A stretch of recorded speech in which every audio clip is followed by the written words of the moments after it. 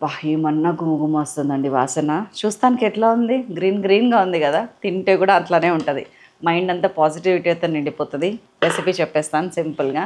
Fish green మసాలాతోనండి. చేప ముక్కలు ఇట్లా రౌండ్‌గా ఉన్నాయి మాత్రమే తీసుకున్నాను. జస్ట్ 600 గ్రామ్స్ అంతే ఇవి.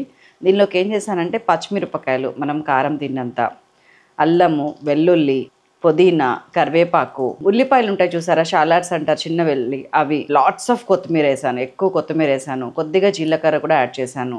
ఉప్పు, పసుపు కావాల్సినంత తీసుకున్నాను. ఇది మొత్తం గ్రైండ్ చేసి మంచిగా గ్రీన్ మసాలా రెడీ అయిందా? ఇప్పుడు ఫిష్ ముక్కలు తీసుకున్నాను. ఈ గ్రీన్ మసాలా మొత్తం ఏసాను. అండ్ చక్కగా అదేమంటారు మన గరం మసాలా ఉంటది చూసారా? దీంట్లో ధనియాలు, జీలకర్ర అన్నీ ఉంటాయి. మన సైలాస్ కిచెన్ గరం మసాలా. దాన్ని ఒక 1 ½ టీ స్పూన్ ఏసాను. ఒక సగం చెక్క నిమ్మకాయ పిండి మొత్తం చేపలకే పట్టించేసాను. ఆ తర్వాత కడాయిలో ఆయిల్ తీసుకున్నాను. దాంట్లో వరుసగా పేర్చాను. అటు ఇటు తిప్పుకుంటా ఫ్రై చేశాను. ఉప్పు ఒకసారి చెక్ చేసుకొని దించేసాను. అదిరిపోయే గ్రీన్ మసాలా రెడీ అయిపోయింది ఫిష్‌తో. చూస్తారు కదా!